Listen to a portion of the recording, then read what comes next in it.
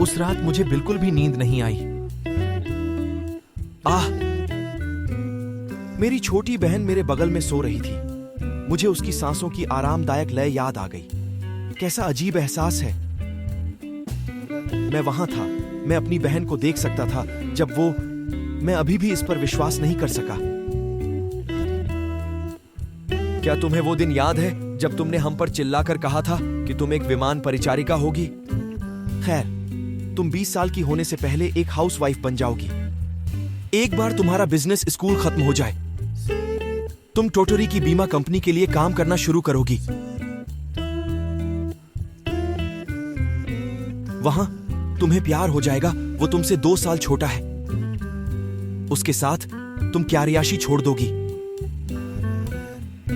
आज तुम 45 वर्ष की हो और तुम्हारे 3 बच्चे हैं। तुम टोटोरी में घर पर एक साधारण महिला का जीवन जीती हो। वहां हमें इस तरह से खुश होना है क्यों? मैं सपना देख रहा हूं, यह निश्चित है। ये एक सपना होना चाहिए और मैं जल्द ही जाग जाऊंगा। मैं घर पर ही जागूंगा। अरे ओह, क्या बात है? देख नहीं रहे क्या समय हो गया है?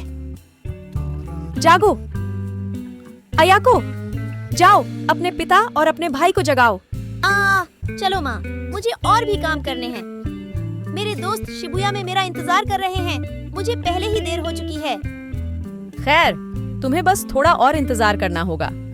5 मिनट से कोई फर्क नहीं पड़ेगा, है ना? मुझे 2 घंटे में ओत्सुकी पहुंचना है। फाइंसीज तैयार हैं और स्टूडेंट उन्हें स्टोव से बाहर निकालने के लिए मेरा इंतजार कर रहे हैं। क्या? लेकिन आप आज रात तक घर वापस नहीं आएंगे? बिल्कुल नहीं। मैंने पिछले हफ्ते तुम्हें बताया था कि मैं पूरे रविवार यहाँ नहीं रहूंगी। हम रात के खाने का क्या करेंगे? तुम अपने पिता से क्यों नहीं पूछती? एक बार वो तुम्हें किसी अच्छे रेस्टोरेंट में खाना खाने के लिए ले जा सकते हैं। हिरोशी, अकीको, जागो। चलो भी, मुझे सचमुच इस घर में सब कुछ करना है। हिरोशी, अरे जागो, मुझे जाना है। उठो। मैंने तुमसे कहा जागो, तुम्हें देर हो जाएगी। हिरोशी, तुमने तो मुझे डरा ही दिया। मैं कहाँ हूँ? क्या तुम बेहतर महसूस नहीं कर रहे हो?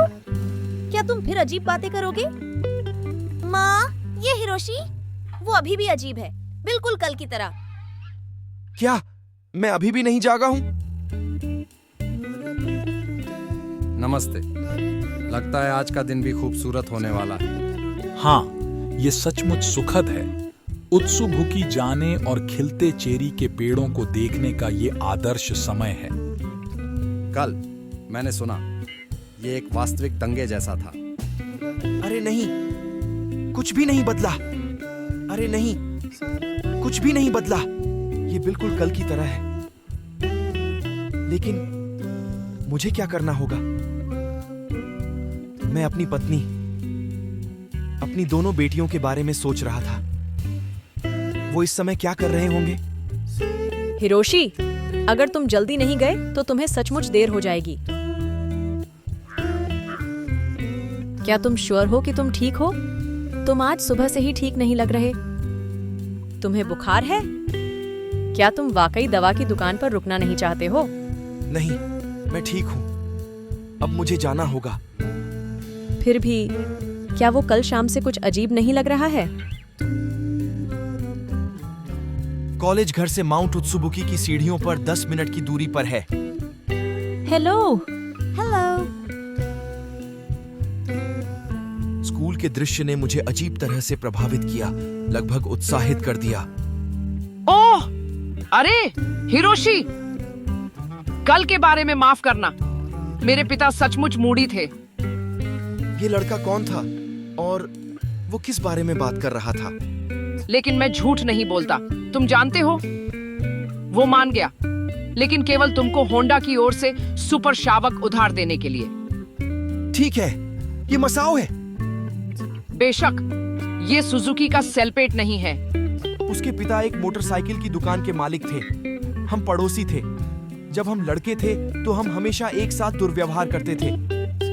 अचानक मुझे ठंडक महसूस हुई। जापानी मोटर चालकों का वास्तविक स्तर देखो।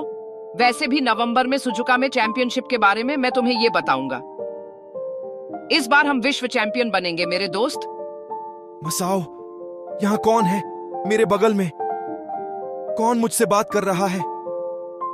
यूनिवर्सिटी के पहले वर्ष के दौरान एक मोटरसाइकिल दुर्घटना में उसकी मौत हो गई।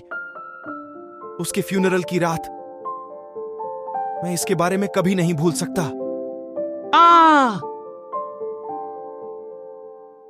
दर्द से टूटी उसकी मां ने उसका ताबूत नहीं छोड़ा। यह हिंसक दृश्य मेरी मेमोरी में हमेशा के लिए अंकित हो गया। मेरे 16वें जन्मदिन के दिन मेरे पास मेरी मोटरसाइकिल का लाइसेंस होगा, तुम सब देखोगे। उन्होंने मुझे क्लास 6 में डाल दिया। तुम्हारे बारे में क्या हिरोशी? वहां तुम हो, तुम क्लास 5 में हो, देखो।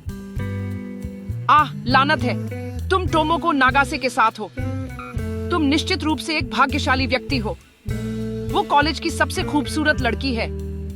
एक बार फिर मैं अपने अंदर एक तरह का उत्साह महसूस कर रहा था। वो सब कुछ जो मेरी मेमोरी में लिखा हुआ था, वो घटनाएं जो अतीत में थीं। अतीत, यहाँ वो घटनाएं थीं जो अभी आने वाली थीं। Sit down. मैं तुम्हारा नाम लूंगा। उदाहरण के लिए, मैं गलत नहीं था। जब मैं तुम्हारा नाम लूं तो तुम उठ जाओगे और मुझे अपना चेहरा दिखाना मत भूलना।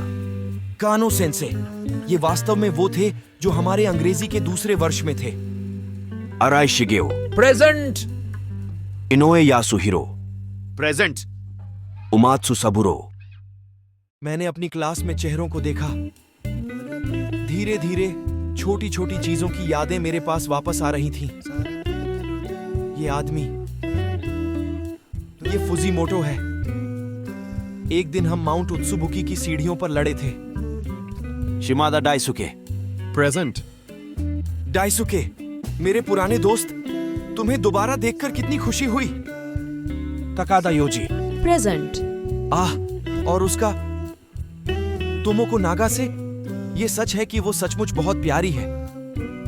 वो थोड़ी ठंडी थी। मुझे कभी उससे बात करने के ज्यादा मौके नहीं मिले। Chiba Kocho present. सुना है उसने एक राजनयिक से शादी कर ली। आज वो विदेश में रहती है। नकाहारा। मुझे तुम्हारा नाम कितनी बार लेना चाहिए? प्रेजेंट। एब्सेंट तुम्हारा मतलब है नए साल की शुरुआत करने का अच्छा तरीका।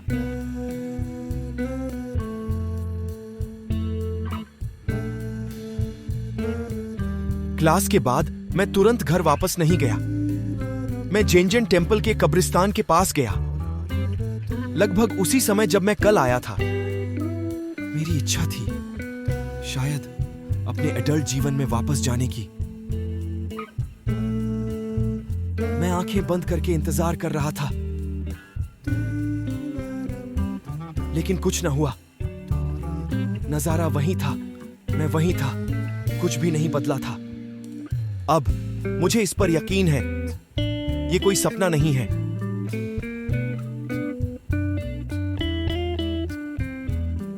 ये अविश्वसनीय था, लेकिन मैं सचमुच समय में पीछे चला गया था। मैंने सोचा, मुझे जीना है। चूंकि सब कुछ वास्तविक था, तो क्या मुझे इस तथ्य को स्वीकार नहीं करना चाहिए था और 14 साल के बच्चे के रूप में अपना सर्वश्रेष्ठ जीवन फिर से जीने की कोशिश नहीं करनी चाहिए थी?